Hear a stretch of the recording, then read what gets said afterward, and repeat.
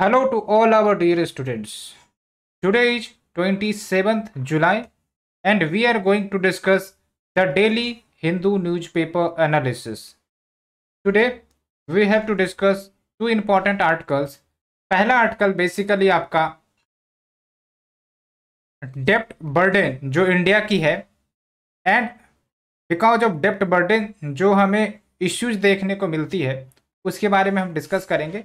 लेकिन यहाँ पर हम सबसे पहले आपको बेसिक्स के बारे में बताएंगे। लेट्स से कि आपका प्राइमरी डेफिसिट क्या होता है, ठीक है, फिस्कल डेफिसिट क्या होता है एंड डिसइन्वेस्टमेंट क्या होता है, ताकि आपको जो आर्टिकल है उसे समझने में दिक्कत ना आए। और ये आर्टिकल इसलिए भी थोड़ा महत्वपूर्ण हो जाती है बिकॉज इससे प्रीलिम्स में भी क्वेश्चन आए हैं। पब्लिक डेप्ट को लेकर क्वेश्चन आया है, फिजिकल डेफिसिट को लेकर क्वेश्चन आया है, प्राइमरी डेफिसिट को लेकर क्वेश्चन पूछा गया है, इसलिए इसे हम बेसिक से आपको डिस्कस करेंगे।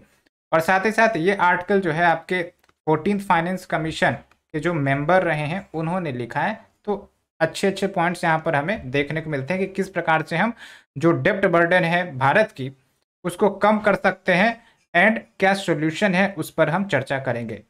दूसरा जो आर्टिकल है बेसिकली एससीओ के रेलेवेंस से रिगार्डिंग है और ये बेसिकली जो आपके चाइनीज डिप्लोमेट टू इंडिया है उन्होंने लिखा है, तो इसमें आपको क्रिटिसिज्म देखने को नहीं मिलेगा। पॉजिटिव्स की बात की गई है, कोऑपरेशन कैसे स्टेब्लिश किया जाए, क्या कुछ चैलेंजेज वर्ल्ड के सामने एससीओ मेंबर के सामने है उसको एड्रेस किया जाना है, इन सब बातों पर चर्चा होगी, ठीक है। So without delaying let's start with our discussion. The first article will cover the topic that is your public डेप्ट and fiscal deficit and how to tackle it. तो आप देख सकते हो राइटर 14th फाइनेंस कमीशन के member भी रह चुके हैं, तो इनके सजेशंस कुछ दिए जाते हैं, ठीक है। लेकिन सबसे पहले मैं आपको बेसिक्स बताता हूँ कि फिजिकल डेफिसिट क्या होता है, क्योंकि ये सब जो कीवर्ड है ना वो बार बार आपको आर्टिकल में नजर आएंगे, इसलिए पहले से ही हम क्लियरिटी रख लेते हैं इस पर। तो जब हम फिजिकल डेफिसिट की बात करते हैं तो जो डेफिसिट है ना, डेफिसिट का मतलब होता है घाटा, ठीक है। जैसे आप जो है 100 रुपीज अर्न करते हो, ठीक है, और 110 रुपी खर्च कर देते हो, तो ये जो आपका डिफरेंस निकला 10 रुपीज का, 10 रुपीज आपने क्या किया, एक्स्ट्रा खर्च कर दिया फ्रॉम योर इनकम। तो ये जो आपका एक्स्ट्रा खर्च है इसी को हम डेफिसिट कहते हैं। अब अपनी जगह पर उसको गवर्नमेंट से रिप्लेस कर दो तो वो बेसिकली जो आपका डेफिसिट निकल कर आता है वो फिजिकल डेफिसिट कहलाता है, ठीक है। तो physical deficit is basically the difference between governments total expenditure and is total revenue. अब टोटल रेवेन्यू में आपका इनकम टैक्स से रेवेन्यू आता होगा या फिर इनडायरेक्ट टैक्स से रेवेन्यू आता होगा, ठीक है, या फिर गवर्नमेंट फीस चार्ज करती है वहां से आपका रेवेन्यू आता होगा, तो वो तो बेसिकली इकोनॉमी का स्टैटिक टॉपिक है, हम कभी फिर उस पर चर्चा करेंगे। लेकिन होप आपको फिजिकल डेफिसिट समझ में आ गया होगा। दूसरी इंपॉर्टेंट बात ये ध्यान रखनी है फिजिकल डेफिसिट में कि आपका जो बोरोइंग्स है, बोरोइंग्स को एक्सक्लूड किया जाता है, यानी कि गवर्नमेंट जो है जाहिर सी बात है अपने खर्च को मीट करने के लिए बोरोइंग्स करती है, चाहे वो एक्सटर्नल बोरिंग हो या फिर इंटरनल बोरोइंग हो। तो हम फिजिकल डेफिसिट में बोरोइंग्स को कंसिडर नहीं करते हैं। इस पर क्वेश्चन यूपीएससी ने बहुत बार पूछा है, इसलिए मैं इसको क्लियरिटी से बता रहा हूं। और अगर हम बोले कि हाई फिजिकल डेफिसिट देश के लिए बढ़िया है या फिर सही नहीं है, तो क्या आप हमें बता सकते हो? तो basically yes you are right, अगर हाई फिजिकल डेफिसिट होगा तो देश के लिए सही नहीं रहेगा। क्यों? क्योंकि उसके कारण आपका इन्फ्लेशन जैसी सिचुएशन आ सकती है, जो हमारा इंडियन करेंसी उसमें डिवैल्यूएशन आ सकता है, यानी कि हमारी करेंसी के वैल्यू में कमी आ सकती है, और इसके कारण आपका डेप्ट बर्डन भी बढ़ सकता है। बिकॉज फिजिकल डेफिसिट है तो इसका मतलब क्या है, हम जो एक्स्ट्रा खर्च कर रहे हैं उसको कहीं ना कहीं से हमें बोरो करना पड़ेगा, ठीक है, मार्केट से बोरो करना पड़ेगा, हो सकता है हम इंटरनेशनल ऑर्गेनाइजेशन से बोरो करें। तो जाहिर सी बात है हम जब बोरो करते हैं तो हमारा जो डेप्ट है वो बढ़ जाती है ना। तो ये बेसिक अंडरस्टैंडिंग आपकी होनी चाहिए। और उसके बाद अगर फिजिकल डेफिसिट लोअर है तो ठीक है, पॉजिटिव साइन है हेल्दी इकोनॉमी का as well as fiscal discipline. तो होप आपको ये समझ में आ गया। अब हम थोड़ा सा कुछ डाटा की बात कर लेते हैं, क्योंकि इस डाटा के रिगार्डिंग भी क्वेश्चन पूछे जाते हैं। आपको हमें कमेंट सेक्शन में बताना है कि रेवेन्यू डेफिसिट किसको कहते हैं, ठीक है, इफेक्टिव रेवेन्यू डेफिसिट किसको कहते हैं, और फिर आपका फिजिकल डेफिसिट तो मैंने आपको बता दिया। प्राइमरी डेफिसिट किसे कहते हैं इस पर भी हम चर्चा करेंगे। लेकिन फिजिकल डेफिसिट का डाटा देख लो, जो बजट 2023-24 रिलीज की गई थी उसमें जो एस्टिमेट बताया गया है फिजिकल डेफिसिट का, वो है आपका 5.9% ऑफ जीडीपी। जनरली जो आपके डेफिसिट होते हैं ना, फिजिकल डेफिसिट या प्राइमरी डेफिसिट, ये सब आपके as a percentage of GDP में कैलकुलेट किए जाते हैं। ठीक है, तो हमने जो क्वेश्चन पूछा है आप उसे आंसर देना ताकि आपका जो अंडरस्टैंडिंग है वो बने। उसके बाद हम आते हैं प्राइमरी डेफिसिट के बारे में। तो जो प्राइमरी डेफिसिट है वो बेसिकली क्या होता है कि जो फिजिकल डेफिसिट होता है देश का, ठीक है, उसमें अगर हम इंटरेस्ट पेमेंट को माइनस कर देते हैं ऑन द प्रीवियस बोरिंग, तो वो आपका प्राइमरी डेफिसिट कहलाते हैं। तो primary deficit simple sense physical deficit minus interest payment on previous boring. ठीक है, अब इंटरेस्ट पेमेंट आप समझो कि गवर्नमेंट जो है, ऐसा थोड़ी ना है कि इसी साल जो है या इसी फाइनेंशियल ईयर में लोन ली है, उन्होंने पहले भी लोन ले चुका है, पहले समय से ही लोन लेते आ रहे, तो उस पर जो है अभी भी इंटरेस्ट पे करते। तो करंट फाइनेंशियल ईयर को छोड़ दे तो उससे पहले के जो फाइनेंशियल है उस पर जो इंटरेस्ट पेमेंट की जाती है उसको अगर हम एक्सक्लूड कर देते हैं फिजिकल डेफिसिट से, तो वो आपका प्राइमरी डेफिसिट हो जाता है। ठीक है, तो इस डेफिनेशन पर भी यूपीएससी ने क्वेश्चन पूछा, इसलिए इस पर भी आपको केयर से समझकर आगे बढ़ना है। Hope you understood. Now let's move to the another topic that is disinvestment, क्योंकि इस पर भी आपको क्वेश्चन पूछा गया है। तो डिसइन्वेस्टमेंट को आप दो टाइप में बांट सकते हो, एक तो आपका सिंपल डिसइन्वेस्टमेंट हो जाता है, दूसरा आपका स्ट्रेटेजिक डिसइन्वेस्टमेंट हो जाता है। तो डिसइन्वेस्टमेंट का मतलब ये हुआ कि लेट्स से कि गवर्नमेंट की कोई कंपनी है, उसमें गवर्नमेंट का मेजोरिटी शेयर है, या फिर आपका शेयर जो है लेस देन 51% भी हो सकता है, कोई दिक्कत नहीं। ठीक है, अब गवर्नमेंट क्या करती है, लेट्स से कि कुछ परसेंटेज ऑफ इट्स शेयर बेच देती है प्राइवेट को। तो ऐसे में क्या कर रही है कि गवर्नमेंट जो है वो आपका डिसइन्वेस्टमेंट कर रही है, क्योंकि वहां पर आपका गवर्नमेंट अपना शेयर बेचकर प्राइवेट के जो शेयर है उसको बढ़ा रही है, तो उसको हम डिसइन्वेस्टमेंट कहते हैं। ठीक है, लेकिन स्ट्रेटेजिक डिसइन्वेस्टमेंट जो यूपीएससी ने क्वेश्चन पूछा था, ये क्या होता है? तो स्ट्रेटेजिक डिसइन्वेस्टमेंट का मतलब ये हुआ कि जब गवर्नमेंट जो है ना, कंपनी के जो कंट्रोल है, मैनेजमेंट कंट्रोल है, वो बेसिकली प्राइवेट के हाथों में दे देती है, वो अपने आप को फ्री कर लेती है फ्रॉम द मैनेजमेंट कंट्रोल, तो वो आपका स्ट्रेटेजिक डिसइन्वेस्टमेंट हो गया। सिंपल शब्दों में कहें तो जो आपका गवर्नमेंट का शेयर होता है इन द कंपनी जहां पर स्ट्रेटेजिक इन्वेस्टमेंट की जा रही है, तो लेस देन 49% हो जाता है। ठीक है, लेकिन सिर्फ डिसइन्वेस्टमेंट की बात करें तो गवर्नमेंट का जो शेयर रहता है कंपनी में, वो मोर देन 51% हमें देखने को मिलता है। तो hope you understood the basics between disinvestment, strategic disinvestment and UPSC ने इस पर क्वेश्चन पूछा है, इसलिए मैंने आपको क्लियरिटी से बता दिया। So now move to the article. ठीक है, तो बेसिकली राइटर कंसर्न्स रेज करते हैं कि जो इंडिया की फिजिकल डेफिसिट है, पहली बात, दूसरी इंपॉर्टेंट बात पब्लिक डेब्ट जो है वो काफ़ी ज़्यादा हाई है and it is a matter of concern for a long time in India.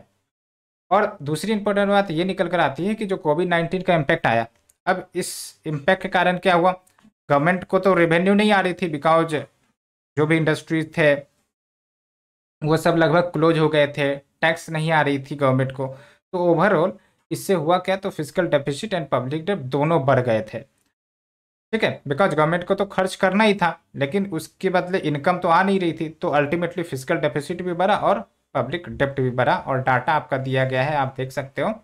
जो फिजिकल डेफिसिट है 2020 टू 21 का पीरियड में, वो आपका 13.3% हो गया था, और जो पब्लिक डेब्ट है वो 89.6% हो गया था। पब्लिक डेब्ट मतलब जो उधार है गवर्नमेंट के ऊपर, ठीक है, वो 89.6% हो गया था। अब इतना हाई पब्लिक डेब्ट आप भी सोच के देखो। और एक इंपॉर्टेंट पॉइंट राइटर रेज करते हैं जो मैं आपको बाद में डिस्कस करूंगा। ठीक है, बट पैंडेमिक रिकवरी हुई 2021, 22, 23, लेकिन फिर भी आपका जो डेफिसिट है, डेप्ट रेशियो है, वो आपका उतना कम नहीं हुआ। ये आपका डाटा आप देख सकते हो यहाँ पर।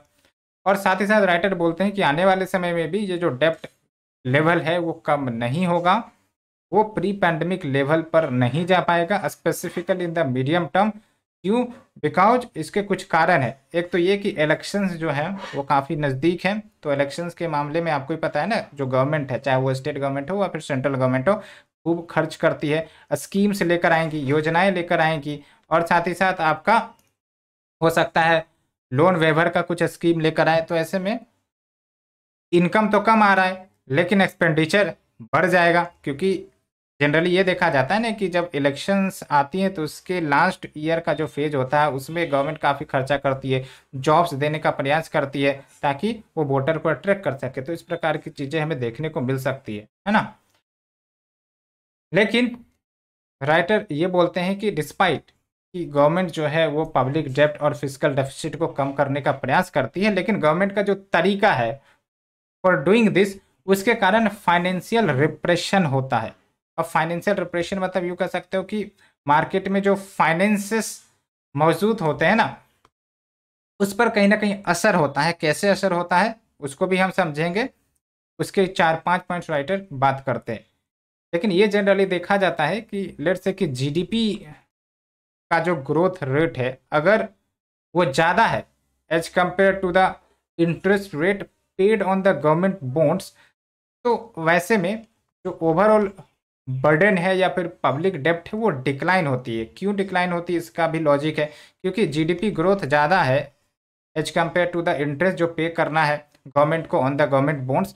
तो क्या इंडिकेशन है इसका कि हाँ जो इकोनॉमी है वो अच्छी परफॉर्म कर रही है, टैक्सेशन आ सकता है, और साथ ही साथ जो आपका इंडस्ट्री एक्सपेंशन हो रहा है तो उससे इनकम टैक्स आएगा, साथ ही साथ फीस कलेक्ट होकर आएंगे। तो उस हिसाब से क्या होता है कि आपका हायर जीडीपी ग्रोथ ये इंडिकेट करता है कि आने वाले समय में सरकार के पास इनकम रेवेन्यू बढ़ सकती है। लेकिन इसको आप पूरी श्योरिटी के साथ नहीं कह सकते, because it is not a subject of science. इसमें बहुत सारे वेरिएशन हो सकते हैं, लेकिन ओवरऑल जनरल ट्रेंड यही देखने को मिलता है। ठीक है, तो ऐसे में क्या होता है कि गवर्नमेंट कम इंटरेस्ट रेट देना शुरू कर देती है ताकि पब्लिक डेब्ट कम हो सके। अब गवर्नमेंट जो है वो कम इंटरेस्ट रेट देती है गवर्नमेंट बॉन्ड्स पर। अब इससे क्या होता है कि आपका जो मैन्युफैक्चरिंग सेक्टर है ना, या फिर कोई भी सेक्टर जो लोन लेना चाहती है या फिर आपका गवर्नमेंट बॉन्ड में इन्वेस्ट करना चाहती है, तो ऐसे में उनको उतना ज़्यादा रिटर्न नहीं मिल पाता है। ऑल्सो यहाँ पर जो आरबीआई है उनका जो कुछ मॉनेटरी टूल्स वो अप्लाई करते हैं, जैसे आपका एसएलआर हो गया है ना, स्टेट्यूटरी लिक्विडिटी रेशियो, या फिर सीआरआर हो गया, वो सब भी काफ़ी ज़्यादा हाई रहता है, जिसके कारण जो आपका इन्वेस्टमेंट है वो प्रमोट नहीं हो पाती है। ठीक है, अलोंग विथ जब गवर्नमेंट बोरोइंग करती है तो उसी समय आरबीआई जो है ओपन मार्केट ऑपरेशंस करती है ताकि मनी सप्लाई को कंट्रोल किया जाए, एंड इसके कारण आपका जो इंटरेस्ट रेट है ना जो गवर्नमेंट बॉन्ड्स पर मिलती है वो कम हो जाती है। तो यूँ कह सकते हो कि इस प्रकार से हो सकता है कि डेप्ट जो है वो डिक्लाइन हो जाए, लेकिन फाइनेंशियल मार्केट तो डिस्टॉर्ट हो गया ना, वो कहीं ना कहीं इक्विटेबिलिटी पर नहीं चल रही है। यहाँ पर गवर्नमेंट रेगुलेशन काफ़ी ज़्यादा मिल रहा है, गवर्नमेंट इंटरफेरेंस काफ़ी ज़्यादा मिल रहा है, तो ये बात है। अब writer direct point two point पर आते हैं कि इम्पैक्ट क्या होता है हाई डेफिसिट एंड हाई डेप्ट का। तो पहली बात तो ये कि अगर इंटरेस्ट पेमेंट काफ़ी ज़्यादा गवर्नमेंट को देना होता है, ठीक है, तो इससे कारण जो नेसेसरी सेक्टर पर हमें खर्च करने की ज़रूरत होती है, लेट्स से कि फिजिकल इंफ्रास्ट्रक्चर बिल्ड करना, रोड हाईवे कंस्ट्रक्शन, या फिर ह्यूमन डेवलपमेंट को प्रमोट करना in the field of health, education, nutrition, तो इन सब पर फोकस नहीं हो पाता है। क्योंकि आप समझो कि जो पैसे आ रहे हैं गवर्नमेंट को, वो पैसे अगर इंटरेस्ट पेमेंट पर ही जाने लगे तो अल्टीमेटली ये सब जो सेक्टर वो तो प्रभावित होगा ना, गवर्नमेंट के पास पैसे नहीं रहेंगे।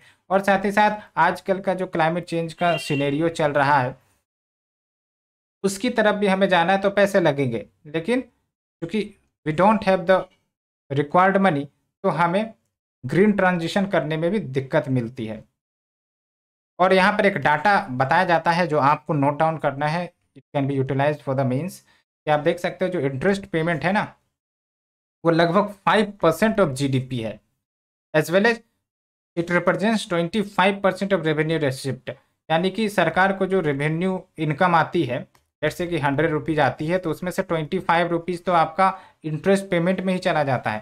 ठीक है, और उसको अगर हम जीडीपी के टर्म से बात करें तो इट रिप्रेजेंट 5% ऑफ जीडीपी, जबकि आपका जो कंबाइंड हेल्थ पर एक्सपेंडिचर है प्लस एजुकेशन पर एक्सपेंडिचर है वो भी 5% से कम है। तो आप समझो कि कितना ज़्यादा बर्डन इंटरेस्ट पेमेंट का होता है और उसके कारण डिफरेंट सेक्टर पर असर देखने को मिलती है, डेवलपमेंट पर असर देखने को मिलती है। And also some states have high डेब्ट टू जीएसडीपी रेशियो। जैसे आप देख लो पंजाब में जो डेब्ट टू जीएसडीपी रेशियो है वो काफ़ी ज़्यादा है, 48.9%। डेब्ट टू जीएसडीपी रेशियो का मतलब ये हुआ कि जो स्टेट की जीएसडीपी है यानी कि gross state domestic product, and उसके कंपैरिजन में जो स्टेट का डेब्ट है ना, कर्ज है, उसको कहते हैं। वेस्ट बंगाल में 37.6% है। तो ये बात निकल कर आती है। तो इसके कारण इम्पैक्ट क्या होगा, हमने तो देखा काफ़ी ज़्यादा हाई डेब्ट एंड डेफिसिट बर्डन है। तो उसका इम्पैक्ट मैंने आपको बताया कि एक तो हमने आपको बता दिया कि एक तो सरकार के पास पैसे नहीं रहती है to fund in more infrastructure creation. Other impact की बात करें तो अगर आपका हाई लेवल्स ऑफ डेब्ट रहा तो इसके कारण लेट्स से कि कभी कोई आपका शौक आ गया इकोनॉमी को, ठीक है, जैसे कोविड-19 का ही शौक ले लो। तो ऐसे में क्या है ना कि गवर्नमेंट के पास उस शौक को अब्जॉर्ब करने के लिए पैसे की कमी हो जाएगी और साथ ही साथ इकोनॉमी जो है वो और भी बुरी कंडीशन में आ सकता है। तो कहने का मतलब ये हुआ कि लेट्स से कि आपका काउंटर साइक्लिकल फिस्कल पॉलिसी को तैयार करना है to adjust the economic shocks, तो वो भी हमें देखने में दिक्कत आ सकती है। ऑल्सो राइटर ये भी कहते हैं कि जो डेब्ट मार्केट है भारत की वो भी काफ़ी ज़्यादा कैप्टिव है यानी कि कंजर्वेटिव है, इन द सेंस कि एक तो ये कि आरबीआई का एक नियम है जहाँ पर आपका CRR 4.5% है। CRR is the cash reserve ratio, ठीक है, ये आप हमें बताओ कमेंट सेक्शन में क्या है। SLR बेसिकली जिसको आप स्टेट्यूटरी लिक्विडिटी रेशियो कहते हो, ये आपका 18% है। इन द सिंपल सेंस ये बेसिकली रिजर्व मनी होती है जो बैंक पार्क करती है और इस पैसे को वो लोन के रूप में नहीं दे सकती, ठीक है, in simple terms. Along with 40% of the money वो आपका किसको दिया जाना है, प्रायोरिटी सेक्टर को दिया जा रहा है। प्रायोरिटी सेक्टर बेसिकली जैसे आपका वल्नरेबल सेक्टर को लोन देने की बात हो गया, एग्रीकल्चर सेक्टर को लोन देने की बात हो गया, है ना। तो कुछ सेक्टर्स चुने जाते हैं आरबीआई की तरफ से जिन्हें प्रायोरिटी सेक्टर की जाती है और फिर ये 40% लोन उन्हें दिया जाता है। बाकी जो बचा शेयर है वो बेसिकली अदर पर्सन्स या फिर कंपनी सबको दिए जाएंगे, ठीक है। तो ये बेसिक होता है। तो बिकॉज ऑफ दैट बैंकों के पास क्या है ना कि लोन देने के लिए एक तो पैसे कम पड़ जाते हैं और दूसरी इंपॉर्टेंट बात ये कि आपका ये सब जो आपका रिजर्व कोटा है वो काफ़ी ज़्यादा है। तो इसके कारण एक तो बैंक इंटरेस्ट को लो नहीं कर पाती, इसलिए दैट्स वाई बैंक से अगर लोन लेना होगा तो काफ़ी महंगा पड़ेगा। एंड दैट्स वाई कि मैन्युफैक्चरिंग सेक्टर प्रमोट नहीं हो पाती बिकॉज उनको काफ़ी ज़्यादा इंटरेस्ट पे करना पड़ेगा। अगर वो कोई बिजनेस सेटअप करना चाहती है, मैन्युफैक्चरिंग हब सेटअप करना चाहती है तो ज़्यादा पैसे उन्हें देने पड़ेंगे in the form of interest. तो ये प्रॉफिट पर्पज से सही नहीं रहता है। ऑल्सो जो रेटिंग एजेंसीज है, रेटिंग एजेंसी जो नेशंस को रेट करती है, रेटिंग्स देती है एज पर द पब्लिक डेप्ट as well as the economic condition of the nation. तो अगर हायर डेप्ट रहेगा तो जो रेटिंग एजेंसी है वो अपनी रेटिंग को कम कर देती है, लो क्वालिटी का कर देती है। तो ऐसे में इंटरनेशनल इंस्टीट्यूशन से लोन ले पाना मुश्किल हो जाता है। एक्सटर्नल कमर्शियल बोरिंग अगर हमें लेनी हो तो हमें हायर इंटरेस्ट रेट देना पड़ता है, ठीक है। ये सब बातें हैं। एंड राइटर एक इम्पॉर्टेंट पॉइंट बोलते हैं कि भाई साहब इसका तो एक सबसे बड़ा इम्पैक्ट ये होता है कि आज जो भी हम बोरो करते हैं, लेट्स से जितना ज़्यादा हम बोरो करेंगे हमें तो कहीं ना कहीं उसे चुकाना पड़ेगा। किस माध्यम से, टैक्सेशन के माध्यम से, है ना। गवर्नमेंट फ्यूचर में टैक्स हो सकता है बढ़ा दे और फिर ये बर्डन किस पर शिफ्ट होगा, आने वाले जनरेशन के ऊपर, ठीक है। तो इसीलिए जो भी हम बोरोइंग कर रहे हैं अगले समय में हमें टैक्सेशन के रूप में चुकाना पड़ेगा and the burden will be went to the next generation. Along with जो आपका नॉमिनल जीडीपी है ना, नॉमिनल जीडीपी यानी कि जो हम जीडीपी कैलकुलेट करते हैं द करंट प्राइस, एक होता है आपका रियल जीडीपी, एक होता है आपका नॉमिनल जीडीपी। नॉमिनल जीडीपी में हम क्या करते हैं कि करंट प्राइस पर जीडीपी को कैलकुलेट करते हैं, तो वो जनरली रियल जीडीपी से ज़्यादा ही आता है। तो अभी आप देख लो 2021-22 में नॉमिनल जीडीपी 18.5% था, बट जो डेब्ट रेशियो है वो काफ़ी मार्जिनल तरीके से डिक्लाइन हुआ। 2020-21 में 89.7% जो आपका डेब्ट बर्डन था, और ये आपका कम हुआ 85.7% होकर 2021 में। तो आप समझो कि नॉमिनल जीडीपी इतनी ज़्यादा, फिर भी जो आपका डेप्ट रेशियो है काफ़ी कम शेयर से डिक्लाइन हुआ। तो इसका मतलब ये है कि भाई साहब, ये जो आपका नॉमिनल जीडीपी है ना, वो करेक्ट पिक्चर तो रिप्रेजेंट नहीं करती, क्योंकि ये कहीं ना कहीं इन्फ्लेशन के कारण ये आपका जीडीपी बढ़ता हुआ दिख रहा है। तो ये बात राइटर शोकेज करते हैं। ऑल्सो जो मैंने बोला था आपको कि एक इम्पॉर्टेंट फैक्ट निकल कर आती है कि जो अभी का जो डेप्ट बर्डन है वो इतना ज़्यादा है कि मान के चलो कि हर एक इंडिविजुअल के ऊपर, जो भी हम पॉपुलेशन कंप्राइज करते हैं, हर व्यक्ति के ऊपर लगभग आपका 1,64,000 रुपये का बर्डन है। समझ रहे हो, इतना ज़्यादा डेप्ट बर्डन है हमारे कंट्री के ऊपर कि on average per person has a डेप्ट ऑफ 1,64,000 रुपीज़। तो ये पॉइंट आप यूज कर सकते हो, ये अच्छा पॉइंट है, ठीक है। तो सॉल्यूशन क्या है? तो सॉल्यूशन में राइटर बेसिकली फिजिकल कंसोलिडेशन की बात करते हैं। फिजिकल कंसोलिडेशन ये होता है कि खर्च कम करिए, जो भी आप लोक लुभावनी स्कीम लाते हो, है ना, लोगों को लुभाने के लिए इलेक्शन पर्पज से, उन सबको कम करना है। साथ ही साथ राइटर ने बोला कि जो जीएसटी लाया गया वो काफ़ी अच्छा इनिशिएटिव है, और आने वाले समय में ये जो जीएसटी है वो काफ़ी ज़्यादा प्रमोट करेगा टैक्स बायोंसी में। टैक्स बायोंसी क्या होता है कि जब जीडीपी ग्रोथ के साथ हमारे टैक्स में बढ़ोतरी होने लगती है तो हम कहते हैं टैक्स बायोंसी, ठीक है। तो आने वाले समय में जीएसटी जो है वो टैक्स बायोंसी को बढ़ा सकती है, और साथ ही साथ जो जीएसटी में टेक्नोलॉजी इस्तेमाल की जाती है उसने भी टैक्स एडमिनिस्ट्रेशन एंड कंप्लायंस को बढ़ाने में मदद किया है। बिकॉज आपको ही पता है ना क्या टेक्नोलॉजी है। सिंपल सी बात करें तो आपको डिजिटल फाइलिंग करनी पड़ती है ना, साथ ही साथ जो भी ट्रांजेक्शन सब होता है उसका डिटेल मिल जाता है गवर्नमेंट को, तो गवर्नमेंट जो है फिल्टर आउट कर सकती है, ठीक है। जो भी टैक्स अवॉइड करते हैं उसको पकड़ सकती है, बिकॉज ये सब आपका क्या हो गया है, अब टेक्नोलॉजिकल एंड डिजिटल हो गया है, तो जाहिर सी बात है गवर्नमेंट उसे ट्रैक कर पाएगी। और साथ ही साथ ये भी एक इम्पॉर्टेंट पॉइंट राइटर बताते हैं कि एक तो आपका जीएसटी रिटर्न्स फाइल किया जाता है, ठीक है, बिजनेसमैन के द्वारा, और दूसरी तरफ इनकम टैक्स रिटर्न भी फाइल किया जाता है। तो लेट्स से कि जीएसटी रिटर्न अगर ज़्यादा फाइल किया जा रहा है बिजनेसमैन के द्वारा और इनकम टैक्स कम फाइल किया जाता है, तो इसका मतलब कहीं ना कहीं तो गड़बड़ी है। तो ऐसे में जीएसटी का डाटा इस्तेमाल करके जो टैक्स कंप्लायंस है गवर्नमेंट वो बढ़ा सकती है, इनकम टैक्स कंप्लायंस को भी बढ़ा सकती है, और वो भी इम्प्रूव हो सकता है इन द मीडियम टर्म, ठीक है।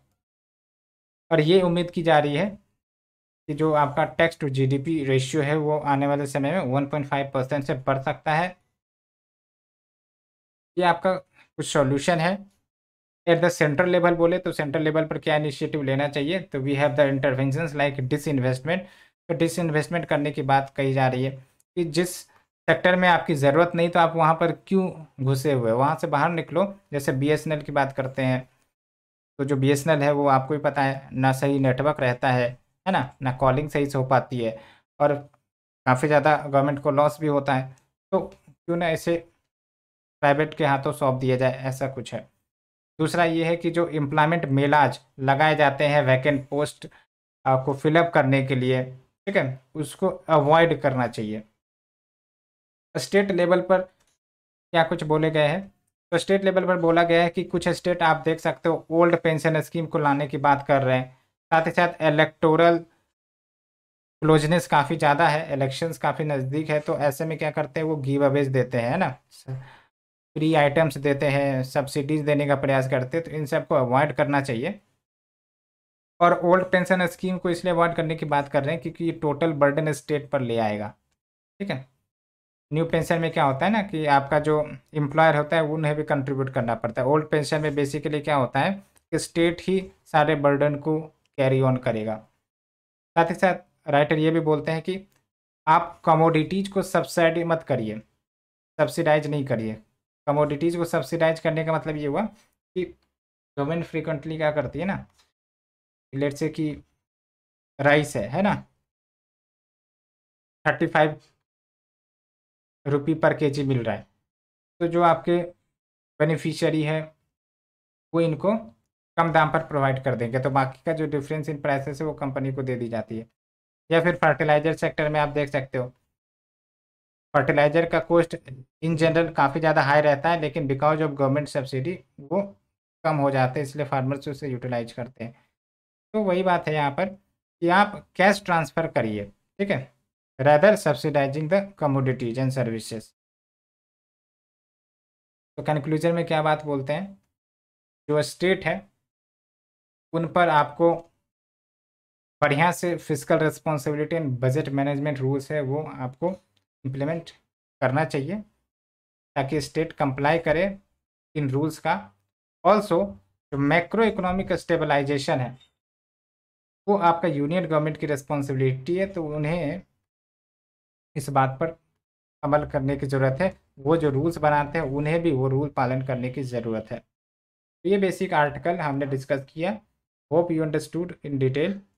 Now we move to the second article that deals with the SCO, Shanghai cooperation organization. इसके बारे में मैंने पहले भी आर्टिकल डिस्कस किया है, तो आज हम बेसिक्स तो डिस्कस नहीं करेंगे। सिंपली मैं आपको बताता हूँ कि SCO stands for Shanghai cooperation organisation.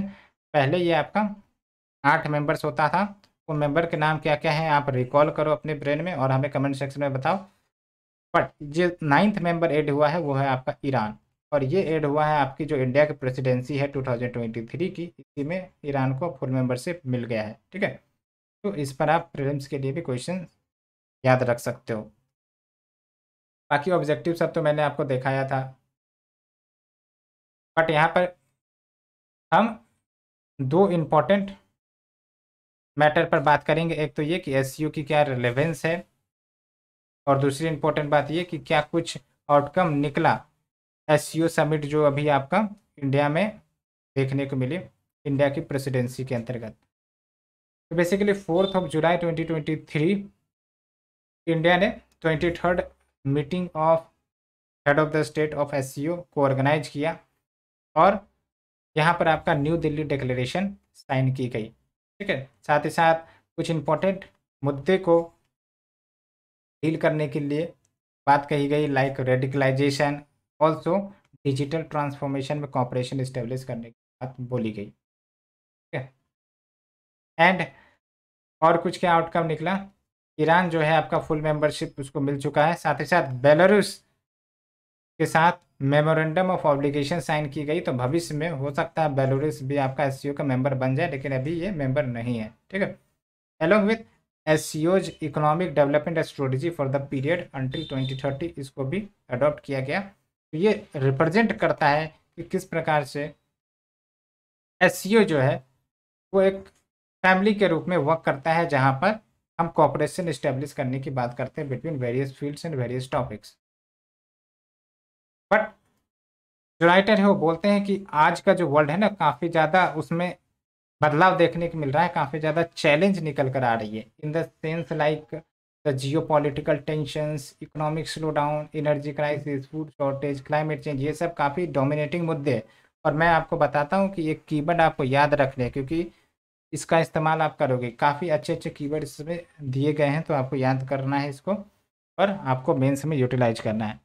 तो दैट्स वाई ये जो आपके ग्लोबल चैलेंज है जो निकल कर आ रहे हैं, इसको डील करने के लिए हमें जॉइंट रेस्पॉन्स करना पड़ेगा। जो भी कंट्रीज है उसको एक साथ आनी पड़ेगी, अकेले एक देश से ये चैलेंजेस नहीं डील होने वाली है, ठीक है। Along with that there is a threat to world peace and development because of the rising power politics, economic cooperation, technology decoupling and ideological context. Ideological context हो गया ना, डेमोक्रेसी वर्सेस सोशलिज्म या capitalism versus socialism, ये सब कुछ आपके ideological contest होते हैं। ये बेसिकली US के रेस्पेक्ट में बोला जा रहा है, ठीक है, indirectly. As well as over the years जो SCO कंट्रीज हैं, SCO मेंबर कंट्रीज, वो एक प्रकार से शेयर्ड फ्यूचर पर विश्वास रखते हैं, एक दूसरे कंट्रीज को सपोर्ट करते हैं ताकि उनके जो कोर इंटरेस्ट है वो प्रमोट हो, और नेशनल डेवलपमेंट स्ट्रेटजी पर काम करते हैं, रीजनल कोऑपरेशन इनिशिएटिव्स लेते हैं ताकि कोलैबोरेटिव अप्रोच से हम इन चैलेंजेस को डील कर सकें। एंड और क्या क्या कॉपरेशंस देखने को मिलता है, लाइक जो एससीओ है तो आप कह सकते हो guardian and contributor to regional peace and stability and prosperity. मैंने आपको बोला ना, ये जो आपके राइटर है वो बेसिकली डिप्लोमेट है इंडिया में और चाइना, तो दैट्स वाई यहाँ पर आपकी एससीओ की बात पॉजिटिव सेंस में की जाएगी।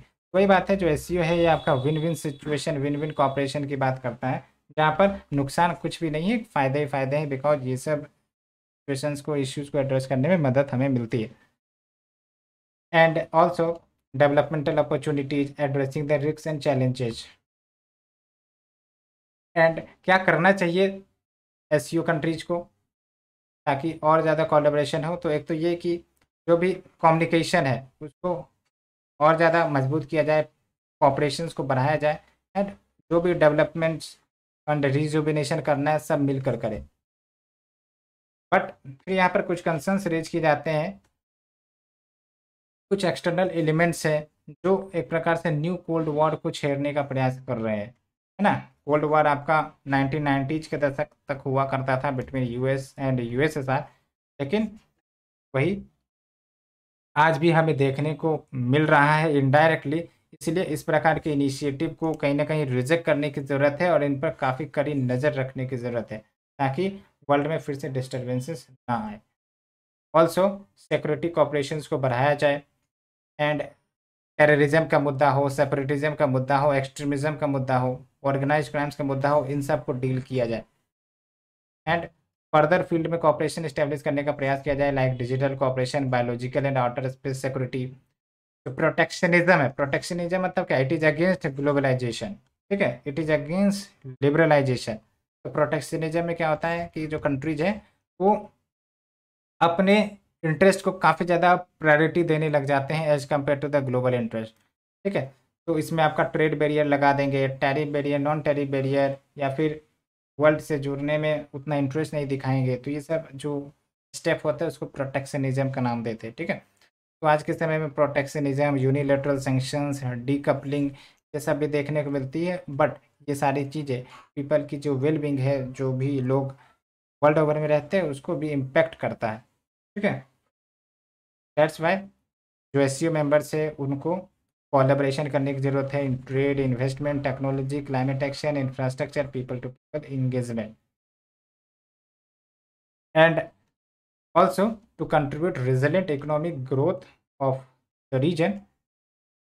There is a need to scale up the local currency settlement between SCO members, यानी कि जो SCO देश है, ठीक है, ये एक अच्छा पॉइंट है जो यूज कर सकते हो कि SCO में जो मेंबर कंट्रीज हैं वो क्या कर सकते हैं कि जो लोकल करेंसी है उनकी, लेट्स से कि इंडिया की करेंसी है, चाइना की करेंसी है, ठीक है, तो अगर इंडिया चाइना से कुछ प्रोडक्ट मंगाता है तो इंडिया जो है उसे रुपीज़ में पेमेंट कर ले, ठीक है, या फिर जो आपका चाइनीज करेंसी है उसमें पे कर दे। उसी प्रकार से चाइना अगर कुछ प्रोडक्ट मंगाता है इंडिया से तो या तो रुपीज या तो फिर आपका वो अपनी करेंसी में पे कर सकता है, ठीक है। तो इस प्रकार से होनी चाहिए, लोकल करेंसी सेटलमेंट होना चाहिए along with sovereign digital currency.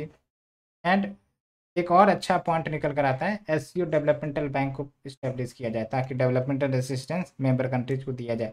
जैसे आपका ब्रिक्स का न्यू डेवलपमेंट बैंक है ना, उसी प्रकार से एससीओ का डेवलपमेंट बैंक इस्टेब्लिश करने की बात कही गई है। और साथ ही साथ मल्टीलेटरिज्म को प्रमोट करने का बात किया गया है कि अब हमें और भी ज़्यादा मल्टीलेटरिज्म के रास्ते पर चलना होगा, जिसके तहत जो भी ऑब्जर्वर स्टेट्स हैं, डायलॉग पार्टनर्स एससीओ के, रीजनल एंड इंटरनेशनल ऑर्गेनाइजेशंस जो अटैच्ड है, उन सब के साथ भी हमें मिलकर आगे बढ़ना पड़ेगा and international order based promote करने की ज़रूरत होगी। वही बात है कि भाई साहब we need world fairness and justice. And आने वाले समय में साउथ अफ्रीका ब्रिक्स समिट को होस्ट करेगा और इंडिया जो है वो G20 की प्रेसिडेंसी को होस्ट करेगा, ठीक है। तो ये एक अच्छा एग्जाम्पल है मल्टीलेटरिज्म को प्रमोट करने का, तो इसका फ़ायदा उठाया जाए। Also there is a significant matter जहाँ पर आपका ग्लोबल डेवलपमेंट प्रमोट हो कि इंटरनेशनल गवर्नेंस आर्किटेक्चर प्रमोट होगा।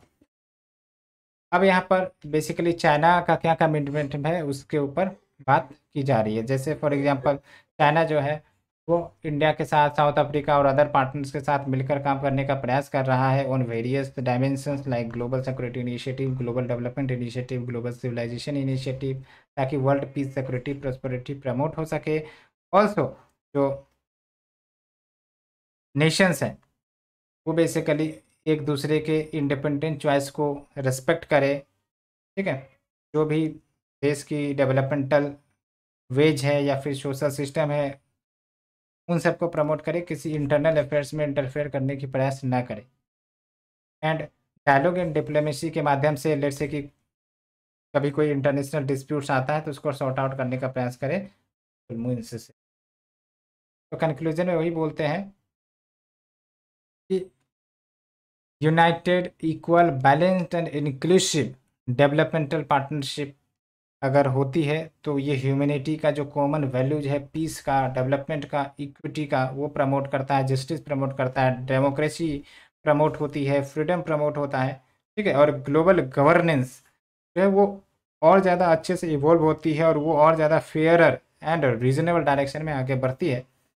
तो हमें ये इंश्योर करना है कि लेट्स से कि अगर कोई देश अपनी हेजोमनी इस्टेब्लिश करने का प्रयास करता है, यूनिलैटरलिज्म प्रमोट करने का प्रयास करता है, कोल्ड वार मेंटेलिटी प्रमोट करने का प्रयास करता है, या फिर ब्लॉक कन्फ्रंटेशन यानी कि यूँ कह सकते हो कि ग्रुप बना लो उसके बाद कोई पार्टिकुलर कंट्री पर इफेक्ट करो, उन सब से बचना चाहिए और कंट्रीज को इन सब प्रिंसिपल्स को रिजेक्ट करना चाहिए, हेजोमनी यूनिलैटरलिज्म वाला। तो ये बेसिकली राइटर कह रहे हैं। तो होप यू अंडरस्टूड, यहाँ पर आपकी पॉजिटिव बात ही निकल कर आती है। तो मैंने आपको बेसिक्स 2 आर्टिकल डिस्कस किए डिटेल से। आज के लिए इतना ही friends, thank you very much for the discussion.